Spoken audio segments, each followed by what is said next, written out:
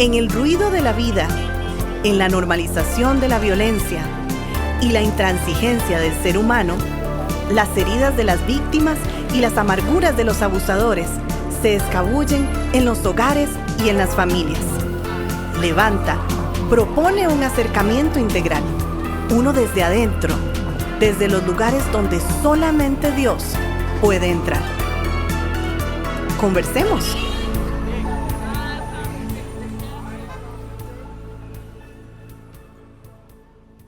Llegamos a nuestro podcast 150 y como siempre es muy bueno estar con todos ustedes. Servin, ¿cómo estás? Estoy muy bien, mi hermano. Gracias a Dios por por esta meta que ha sido de mucho esfuerzo y sostenido siempre en la palabra del Señor.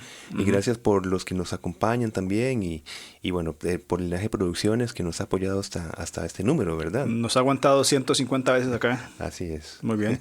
Y terminamos la semana anterior con un tema realmente no solamente bueno, sino necesario de poder hablar y conversar, que es el asunto del abuso espiritual. Estamos hablando de la teología del abuso espiritual y entramos en una segunda parte. Si no escuchó el anterior, pónganos pausa y devuélvase, ¿verdad? Para entrar en contexto. ¿En qué reflexionamos la semana pasada? Un abuso espiritual en una persona con una necesidad integral termina siendo manipulada para creer que sufre porque es menos espiritual que las demás. Y hablamos temas relacionados con este asunto. ¿Y cómo queda la persona? Pues queda con el peso de la culpa y confundida. Eso es una buena palabra, me parece, sí. Porque sus experiencias legítimas no son validadas. Por ejemplo, decíamos necesidad integral, ¿verdad? Y hablamos de experiencias legítimas, integrales, sí. Que forman parte de nuestra humanidad completa, que Cristo ha venido a redimir, ha venido a acompañarnos, a alentarnos, a levantarnos en todas las áreas de nuestra vida. Una vida plena y abundante, como dice Juan 10:10. Exactamente. Y el problema es que, el problema no son estas experiencias, porque son normales para toda persona, sea creyente o no. El problema es vivirlas bajo un liderazgo abusivo espiritualmente. ¿Por qué? Porque la iglesia, y esta frase a mí me encanta, deja de ser un lugar seguro. Lo que me gusta es el lugar seguro, ¿verdad? No la frase que deje de serlo. Correcto. Y también deja de ser un lugar confiable de expresión y validación de nuestra vulnerabilidad humana para ser un lugar de juicio, legalismo y condenación. O sea, el lugar, la iglesia, el grupo de creyentes, que debería ser un lugar donde nosotros seamos los primeros en entender lo que significa estar herido, equivocarse, pecar, no justificar el pecado, pero sí tener esas experiencias humanas. El lugar que debería ser un lugar seguro es un lugar de condenación. Exacto. Y mucho por un liderazgo abusivo espiritualmente. Sí. Ajá. No, iba a citar 1 Corintios 7. Sí. Pablo dice, ustedes fueron comprados por un precio, no se vuelvan esclavos de nadie. Y las personas que viven bajo liderazgos de abuso espiritual, pues lamentablemente se han hecho esclavos de estas formas de liderazgo antibíblicas y equivocadas. Sí, creo que consideras conmigo, mi hermano, en que no hay iglesia local que en algún momento, ¿verdad?, no vaya a lastimar, no vaya a ofender, no vaya a descuidar a algún miembro. Sí. Eso en toda relación humana se va a dar siempre. Uno no va a llegar a una iglesia, es decir, como bien estás diciendo, me parece fantástico, es un lugar seguro de expresión. Exacto. Entonces, no significa un lugar perfecto relacional, aunque por supuesto somos modelados para esto, ¿no?, para tener una ética relacional a través de la influencia del poder del Evangelio en nuestra vida, pero no significa que no vamos a ser lastimados o ofendidos. El punto está en que un sistema abusivo no va a permitir hablar de esos problemas, de esos conflictos, de esos abusos o esas ofensas recibidas. Ahí está el punto en consideración. Más bien la víctima termina, y pongo víctima acá como una persona que recibe... que sufre. Que es una sufre. víctima. Sí, es una víctima. Exacto. Sí. Esta persona termina, ¿qué? Pues siendo avergonzada por cuestionar o señalar algún problema. Como bien decías en el podcast anterior, termina siendo el problema mismo la persona que denuncia un problema. Exacto. Yo expreso, valido algo, y por validarlo termino yo siendo el problema. Exactamente. Eso es un ambiente abusivo. Es un ambiente abusivo donde no hay libertad de expresión, donde no hay libertad de expresar lo que siento, lo que creo, inclusive de dimensionar las situaciones que se dan, ¿verdad? Y es bastante peligroso, ¿verdad? Así es. También creemos, y lo mencionamos en el programa anterior, creemos en la autoridad delegada del Señor, sí, es decir, las personas que han sido puestas por Dios en una posición de liderazgo, y hace unos podcasts atrás, no me acuerdo en cuál, hablamos del correcto concepto de autoridad, porque lamentablemente por estos abusos espirituales se ha minimizado y se ha degradado la palabra autoridad, o se ha convertido en un término relacionado con el abuso, sí, ¿verdad? Pero bíblicamente hablando, creemos en una autoridad delegada. Hebreos habla en cuanto a eso, Hebreos 13:17. Obedeced a vuestros pastores, sujetaos a ellos, porque ellos velan por vuestras almas. Pues cuidan, bien, como quienes han de dar cuenta, para que lo hagan con alegría y no quejándose, porque esto no es provechoso. Hay una responsabilidad sobre el liderazgo de la iglesia. A ver, y te digo aquí mi percepción de lo que implica la autoridad del liderazgo en la iglesia. Las personas delegan y dan la autoridad o dan la aprobación para que el pastor, los ancianos o el nombre que tengan, lideren, lleven adelante a la congregación, ¿bien? Y hay una mutua relación de cuidado y responsabilidad en ambas direcciones, tanto de el pastor a la iglesia como la iglesia al pastor. Que aquí hago un paréntesis.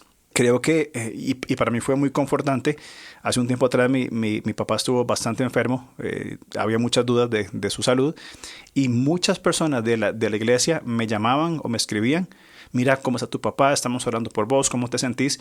En un momento alguien me escribió y el pensamiento que vino en mente es: me siento pastoreado por mi iglesia. O sea, yo siendo el pastor, me sentí pastoreado, o sea, gente que estaba cuidando de mí en un momento difícil, y creo que esa es a mi perspectiva, fue un buen síntoma. Me sentí cuidado por ellos. No puse la cara de decir, yo no tengo ningún problema, sino sentí ese cuidado de ellos. Entonces, claro, qué bueno sería entender Hebreos desde esa perspectiva, ¿no? Sí. Y 2 puntos acá. Me gusta la idea, en esta ilustración, de vincular el pastorado no con el liderazgo. Digo, desde la figura del pastor, porque me gusta pensar que un pastor apacienta a las ovejas, no lidera a las ovejas. Relacionando la semántica, sí, correcto. Sí, correcta. Sí. Netamente la semántica. Netamente la semántica, el pastor apacienta, cuida, nutre. Ahora, a partir de primero ese entendimiento, muy bien, llamémosle lidera. Sí, después lidera. Después. Primero apacienta, después lidera. Exactamente. Eso, sí.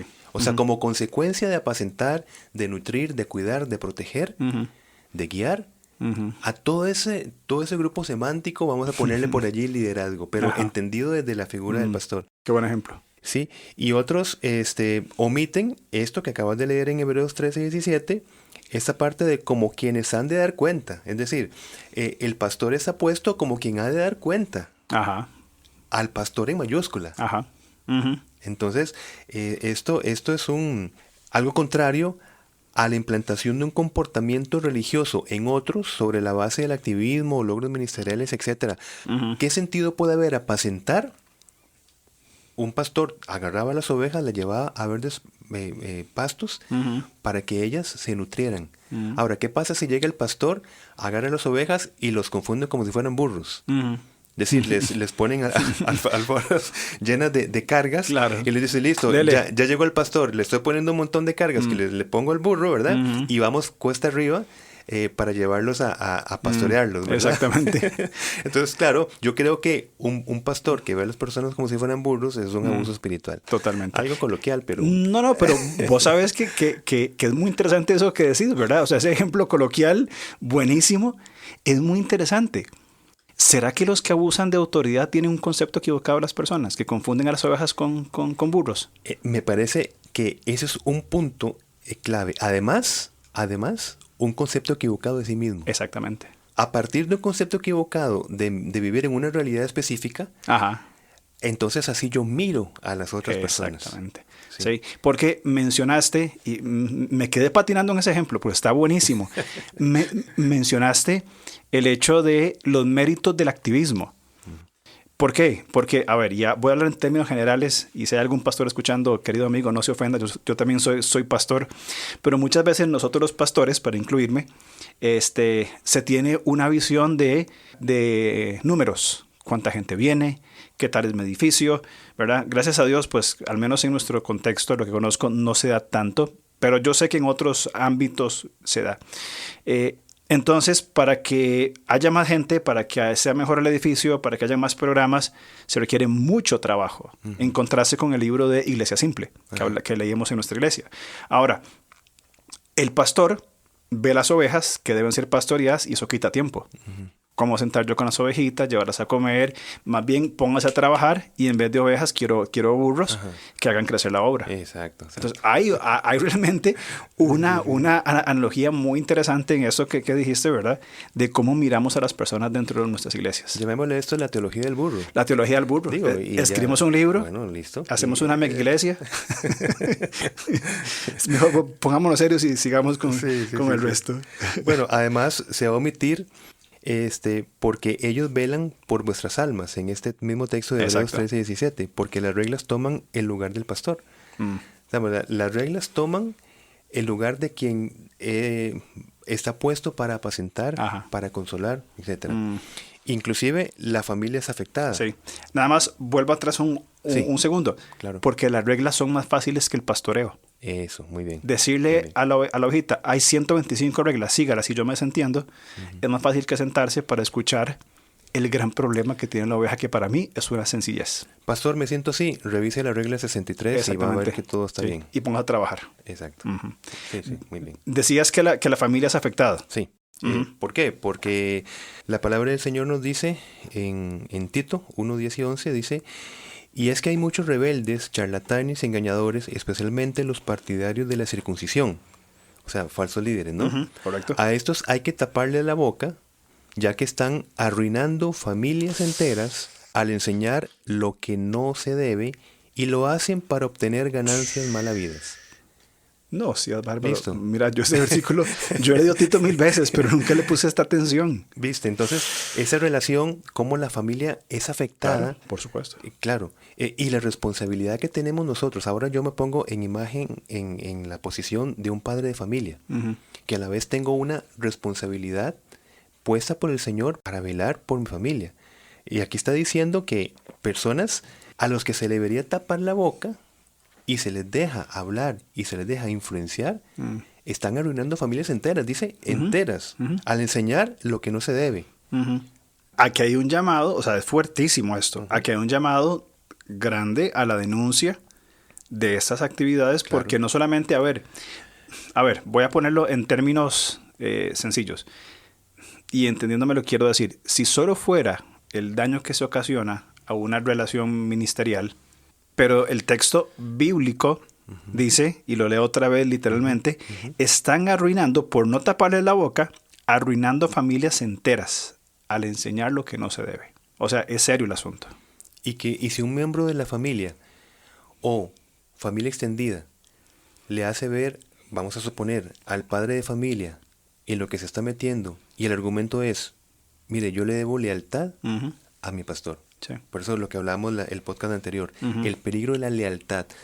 Por ser quien es él, yo le debo lealtad. Yo no puedo estar en contra de él, pero poniéndolo como Cristo dijo, quien no aborrece, es decir, aborrece no es que no es que somos llamados a odiar. A odiar, no, es poner un punto de comparación. ¿A quién yo voy a escoger? Sí.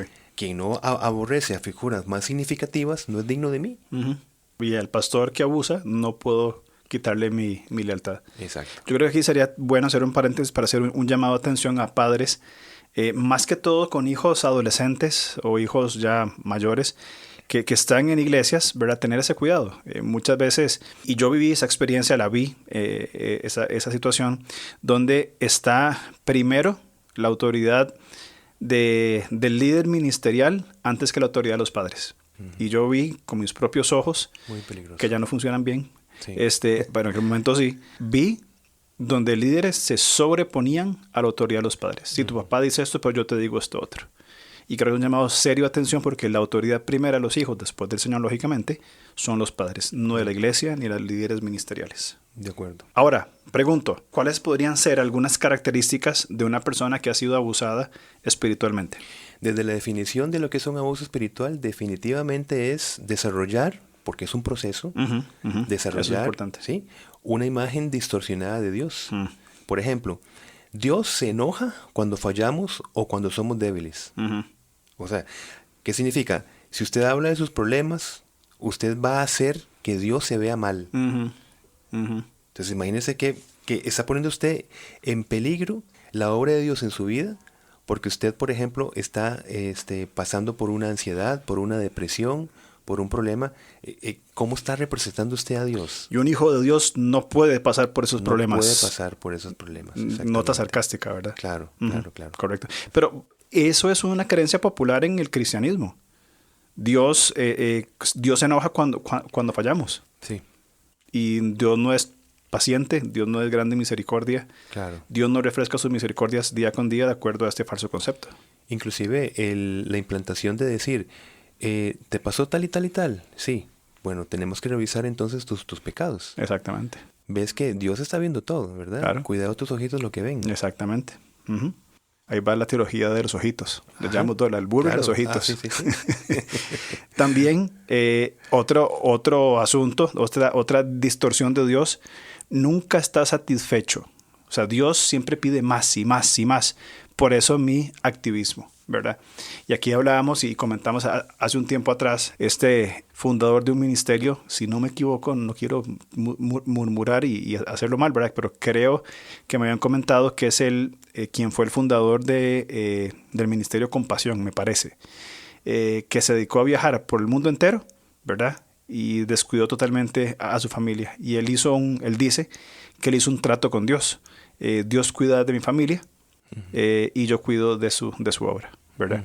Y la hija escribió un libro, ¿verdad? Algo así como hablando, el pacto que Dios nunca hizo. Eso me lo comentaba un amigo pastor en México sobre esa historia y realmente es lo que entra aquí, ¿verdad? Hay que estar siempre activo, siempre. Qué fuerte esto, ¿verdad?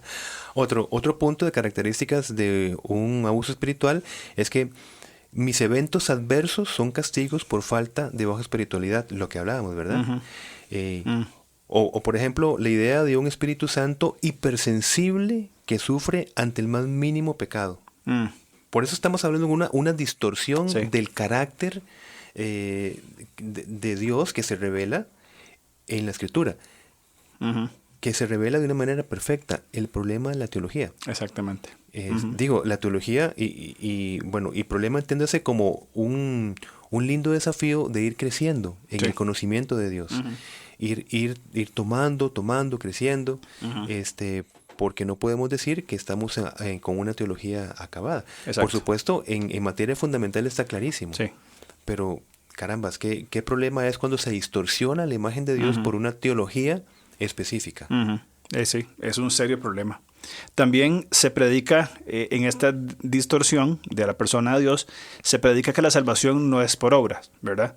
Pero en la vida eterna, mi lugar de cercanía a Dios depende de cuántas recompensas o cuántas bondades yo pueda recoger durante toda mi vida. Es decir, todas las obras y méritos que yo haga para el Señor, distorsionando el concepto, claro, que fuimos creados para buenas obras. Exacto. Que es muy diferente el vivir en buenas obras, como dice Efesios 2:10, antes de caer en este activismo de recolectar un montón de monedas y de coronas y de premios, ¿verdad? Como si fuera un juego donde entre más puntos se acumule, mejor termino. Sí.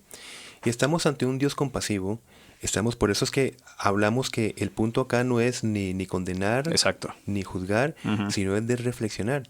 Y muchas veces podríamos tener conceptos dentro del marco de la ignorancia, que tal vez se tengan buenas intenciones, pero se necesita revisar lo que tal vez se está transmitiendo.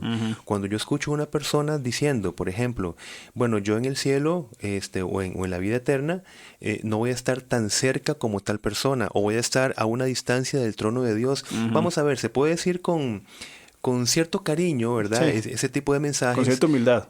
Sí, exacto. Pero ¿qué pasa? ¿Qué mensaje se está dando? Al fin y al cabo tenemos la gracia. Tenemos que Dios no hace excepción de personas. Y en la práctica yo no voy a estar muy lejos, por ejemplo, de Pablo, o de Pedro, o de Santiago, ¿verdad?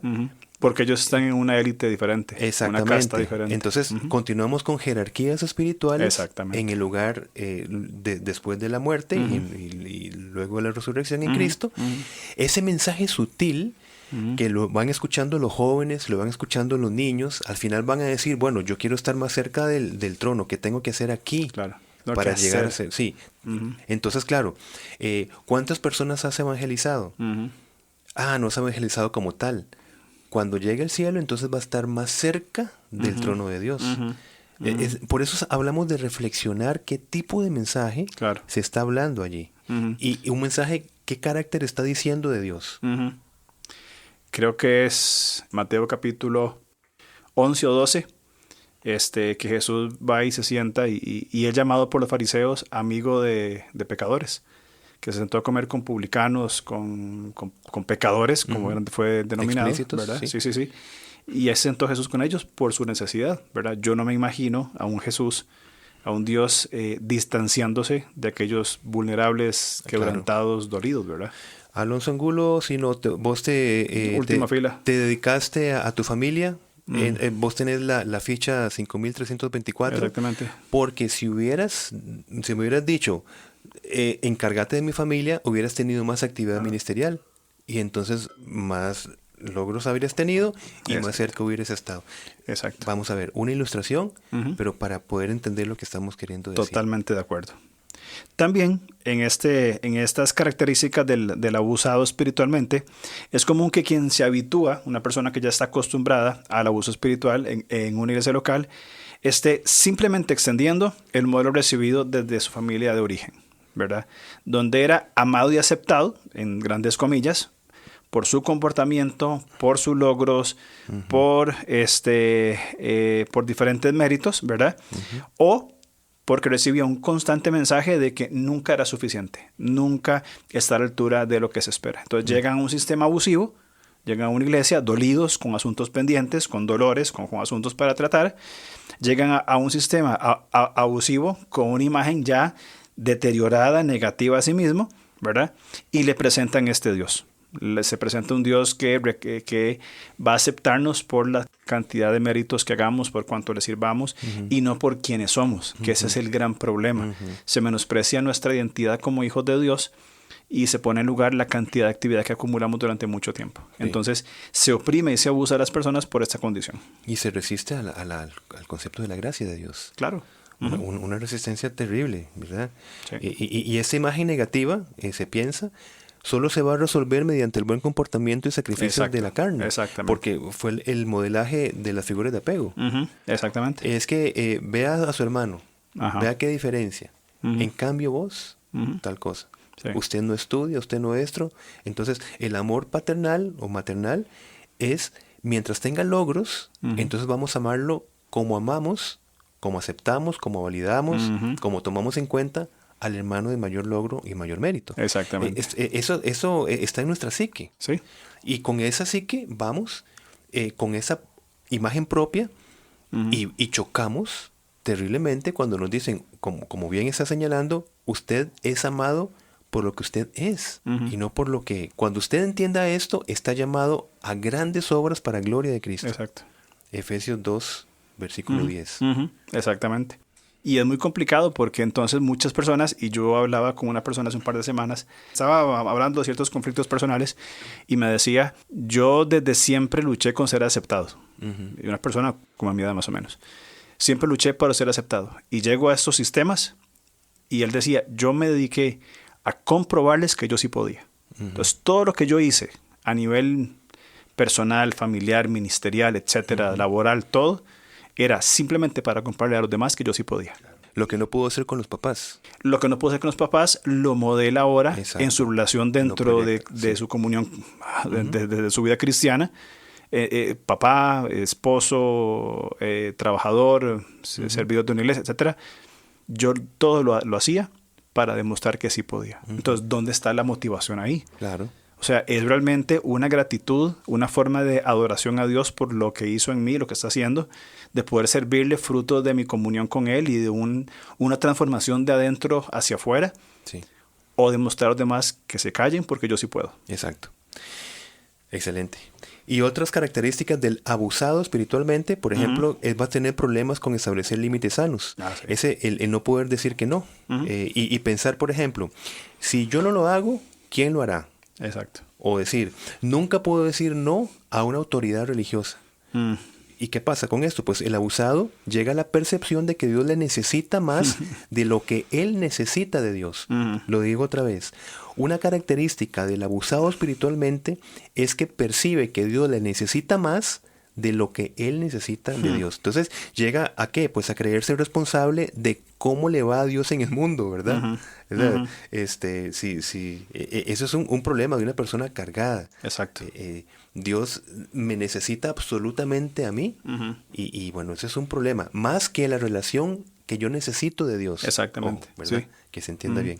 Sí. Y eso lleva a un activismo desesperado porque yo soy responsable de todo esto y yo tengo que hacer, porque si yo no lo hago, ¿quién no lo hace? Y eso lleva no solamente a la persona a entrar en esas dinámicas, sino que abusa de otros, forzando y obligando a otros, entre comillas, que no lo están haciendo. ¿Y por qué vos no discipulás? ¿Por qué vos no evangelizás? ¿Por qué vos no? Hay que levantarse, no hay vacaciones, no hay descanso, hay que seguir.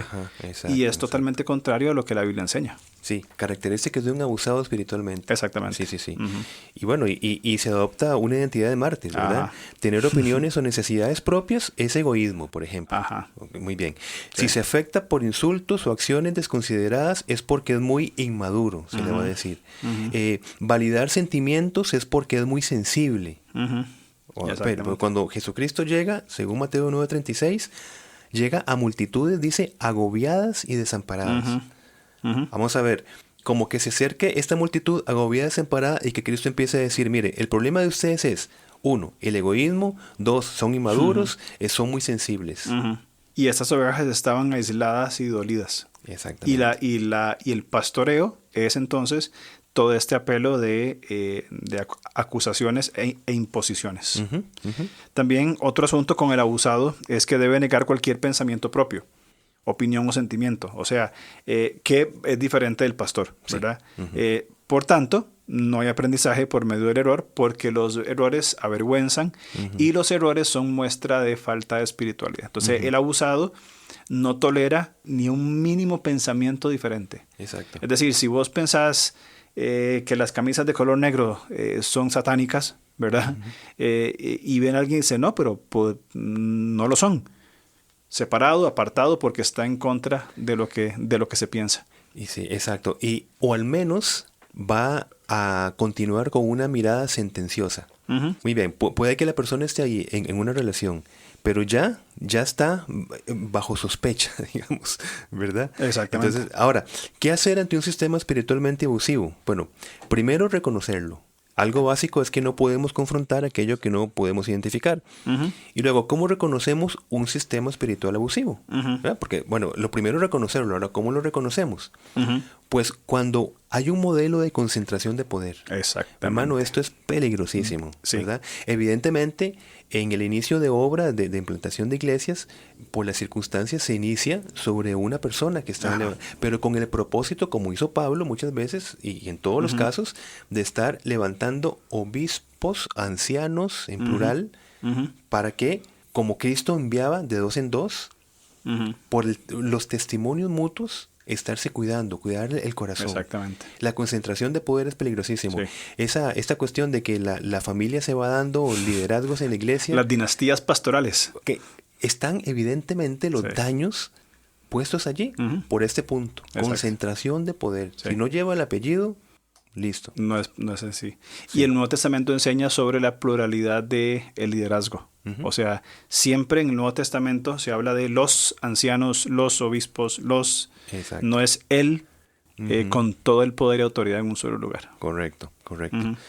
También otra cosa para reconocer un sistema abusivo es que el liderazgo exige lealtad a la denominación. Denominación. Es decir, nosotros los y no digo para no herir sus categorías, ¿verdad? Somos los que somos los, exactamente. Y los otros están por debajo de nosotros. Y los programas de nuestra denominación son más importantes que las mismas personas. Por eso necesita tanto activismo, ¿verdad? Entonces, este liderazgo exige y exalta en manera desmedida, ¿verdad? Su denominación, su grupo, sus personas, y todo tiene que estar en función de los programas. Y es un pensamiento muy separatista. De hecho, este sistema separatista, por su exigencia de exclusividad, seamos los únicos que etcétera. ¿Qué pasa? Nos va aislando de otras relaciones significativas, por ejemplo, familiares. Sí. Ahora, ese modelo que hablábamos de Jesucristo, que uno aborrece a padre y madre, no es digno de mí, se lo implantan a la denominación. Exactamente. ¿Y qué problema es esto, verdad? Y esto pasa en denominaciones, pasa en iglesias, pasa en ministerios paraeclesiásticos, donde se imponen eso. O sea, quiero decir, no solamente el abuso ocurre a nivel de una denominación como tal, ocurre en iglesias individuales o ministerios paraeclesiásticos que funcionan, tienen sus dinámicas. Sí. También podría haber, no todos por supuesto, pero en algunos podría haber estos sistemas abusivos. Claro. También otro asunto, otra característica de un sistema espiritual abusivo es vivir con la sensación de que si se sale de este sistema, de esta iglesia, grupo, etcétera, ¿verdad?, es dejar a Dios y su protección. O sea, si me salgo de la iglesia, el lugar, voy a usar nuestra iglesia, si me salgo de ese lugar es alejarme de Dios. Sí. Y no necesariamente es así. Sí, no. De hecho. Bueno, nada. Y el último punto es cuando se habla de un problema que se ve y se siente, o sea, que una persona puede ver algo que no está bien en su congregación o en el liderazgo de servicio. Que es evidente. Pues esa persona termina siendo el problema. Exactamente. Y es lo que hablamos de la mirada sentenciosa. Exacto. Yo no puedo decir nada porque al final, primero, ni va a cambiar nada y voy a terminar yo siendo el rebelde. Exacto. ¿verdad? Y si se va, porque toma una actitud de decir, bueno, si se confirma que estuvo entre nosotros, pero no era de nosotros. Exactamente. Ay, mi hermano, no es que, se pueden hacer tantos malabarismos hermenéuticos que... Totalmente. Que se puede acomodar cualquier cosa. Sí, claro. Sí, cualquier cosa. Totalmente de acuerdo. Bueno. ¿Qué hacemos entonces? Volver al primer amor. Me refiero a aplicar una posición de liderazgo. El primer amor es priorizar a las personas más que los programas de la iglesia. Absolutamente cierto, de acuerdo. Respetar la diversidad sin renunciar a la identidad doctrinal. Exactamente. Eso es riquísimo. Sí. En el libro que estudiamos hace un par de años en la iglesia, Un liderazgo como Jesús, de Blanchard, él hablaba de la importancia de la diversidad, entendiendo diversidad como personas con diferentes formas de pensar, formación, personalidad, gustos, arte, ingeniería, diferentes, aportando a una misma causa. Exacto, es maravilloso. Exacto, sí. Luego, capacidad pastoral para delegar en otros, recibir sus aportes y trabajar en equipo, ser instrumento del Espíritu Santo para formar a Cristo en cada creyente, no clones del líder. No clones del líder. Sí, ¿cómo? Pues capacitando y animando a los creyentes a la comunidad de fe, hacer referencias válidas para la sociedad secular. Totalmente de acuerdo. Sí. También desde la misión pastoral se puede hacer desde la dependencia de la gracia divina y el poder del Espíritu Santo. Sí. O sea, que haya una dependencia sana, ¿verdad? La vocación genuina del pastorado, Timoteo es claro, si alguno anhela obispado, pastorado, bien, pero hay una vocación para desarrollar. Exacto. La autoconciencia de vulnerabilidad e interdependencia. El líder, el pastor, necesita mostrar una sana vulnerabilidad, una correcta vulnerabilidad y generar interdependencia. Sí. No es, como dicen por ahí, la última Coca-Cola del desierto. Concentración de poder. Exactamente. Es más, y si vamos a lo concreto y objetivo, hay personas en la iglesia para ciertos roles y ministerios más capacitados que el pastor. Sí. Inclusive, pienso rápidamente que puede haber concentración de poder, aunque se tengan personas, por ejemplo, en el modelo de muchos ancianos. ¿Por qué? Porque en mi manera de pensar es que a pesar que tengo una estructura eclesial que se puede decir saludable, yo permanezco en una estructura mental de concentración de poder. O sea, se puede dar ese caso. ¿Sí? No solamente un aislamiento físico, sino puedo estar rodeado de personas, pero al final tengo una estructura mental de concentración de poder. Y las personas que están jamás me van a cuestionar lo que yo estoy diciendo o haciendo. Exacto. Que es un peligro. Sí. También otro aporte desde el punto de vista pastoral es la centralidad de la palabra de Dios. Mi hermano, cuando se pone la palabra de Dios y sus principios correctamente interpretados y ejecutados, el abuso va a quedar fuera. Un compromiso ético. Sí. Hay cosas que son lícitas pero no son éticas. Sí, y hay que tener mucho cuidado con esos principios. Y, por supuesto, una apertura al sano diálogo teológico. Siempre tenemos que tener esa apertura de escuchar, llegar a acuerdos, valorar, estar de acuerdo en que no estamos de acuerdo. ¿Y por qué? ¿Y por qué? Por supuesto. Pero en un diálogo, claro. En un buen diálogo, correcto. Si vos y yo tenemos una idea y no estamos de acuerdo con otra teología, pero no invitamos a la persona para dar sus puntos de vista, exactamente, nosotros nos mantenemos en nuestra realidad. Exactamente. Y esto es muy saludable, esa sana reflexión teológica. Muy bien. Pues creo que son principios puntuales para cuidar. Principios para reflexionar, para motivar. Y bueno, ¿qué te parece si hacemos otro programa, si Dios lo permite, la otra semana, para hablar ya no de la teología del abuso espiritual, sino de la psicología del abuso de autoridad espiritual? Tiene que ver mucho con el marco también de la violencia doméstica. Claro. Ok. La otra semana hablamos. Muchas gracias entonces. Perfecto. Y nos vemos si Dios lo permite. Gracias, nos vemos. Hasta luego.